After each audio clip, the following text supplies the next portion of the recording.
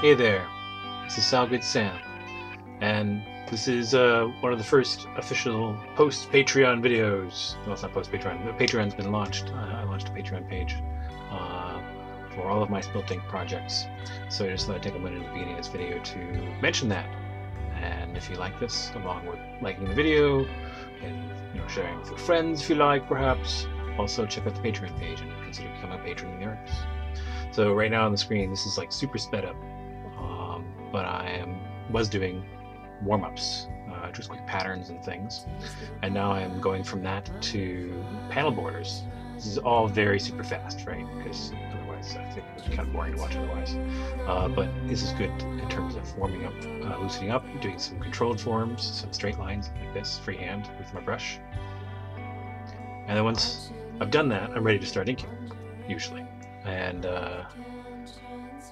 I have to do it every time, but most of the time I try to remember to do something like that routine before beginning work so that I can do the variety. And I specifically focus on the kinds of patterns I think I'll be drawing.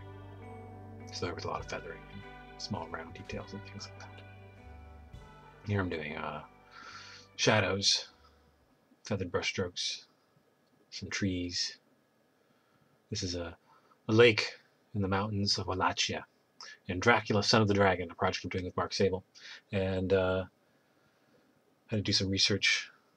Landscape's not supposed to be absolutely perfectly accurate, but I made an effort to actually do something like what you might find up in the mountains of Romania between Turkey and what used to be Wallachia.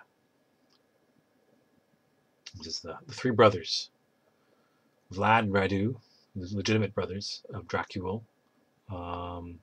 and Vlad the monk, the illegitimate older brother, being sent off to the Solomons. I think, am I pronouncing that right? Solomons? Solomons? Magical school. I do a lot of detail and texture and stuff here. This is now using a pigment drawing pen.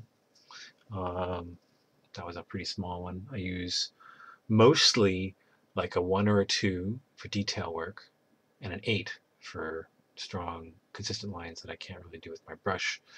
Or I could, but it's a lot less work to try to make a line that straight and clean. So I'm back to the fine pen here, doing a lot of detailed work in the mountains. Catching the sun, but I still want a lot of ridges and keep a certain level of crispness to things. Partially also the detail here is designed to distract you from the fact that there is a figure hiding on the ridge. I ended up drifting off camera at some point here, so this is going to cut short, but I started drawing overhead shots of the horses, which is difficult. Horses, a little bit difficult. I have lots of reference, but still. They have beguiling anatomy. It's always a challenge. I did okay, but I often hit a lot of it when possible. Cut it off. So this skips ahead now. I've done most of the inking, although here you can see in the darker blue I've worked on the horses, tried to make them the horse and a mule, and I tried to get them more sound before going to ink. And back to using my Pentel pocket brush here, and I'll zoom into detail on some of that. I think I'm using a piece of paper here to keep from getting my hand all over the pencil and ink that I've done already that might either be smudgeable or pencil is smudgeable. The tones you see in this, this is a dry media toning, so a lot of times I use washes, but for a couple reasons I decided to go with dry media here. So some pencil crayon in fact, and pencil and some actual crayon. That turquoise blue in the middle you see there is actual crayon. It's kind of got a heavy grit to it, so I used it there. And the mountains in the distance to give more texture. Texture is a great way of fudging detail, especially with landscapes. You don't have to draw all the things. You just need to suggest something enough.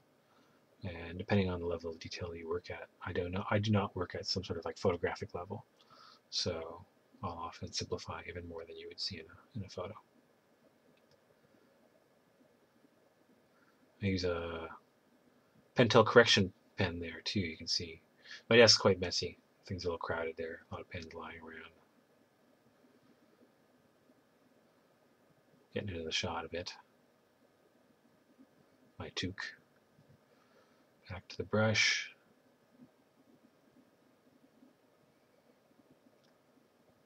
So it's like a sunset behind them. And they've just come through a valley and are now coming along the side of a lake. And I didn't really render anything in ink for this landscape. Once I get the horses and figures in tone, I think the last thing I do on this page is, or one of the last things I do, is the landscape behind them there. And it's all done with tone work and texture on the water, and there we go, in the path that they're on.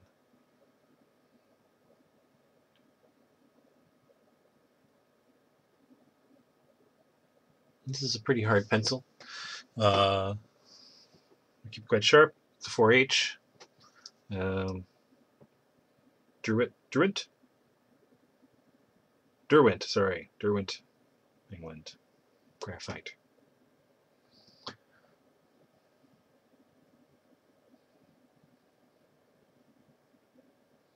Part of why I'm using besides from wanting a mid-gray tone, part of why I'm using this pencil here is it's also, because it's hard, the gray is a very fine grit, so it's giving me a smoother texture, closer to what you get from a wash. If I use a softer pencil, it'd be darker for one thing, and then I'd have also a lot more gritty texture. It's also a lot harder to work over, less stable, smudges worse. So I avoid those. And when I want the darker colors, that's when I usually use a pencil crayon, because the wax doesn't smudge as much, and I can get the darker colors from that. I also use some aquarelle pencils, which I can then apply water to if I want to.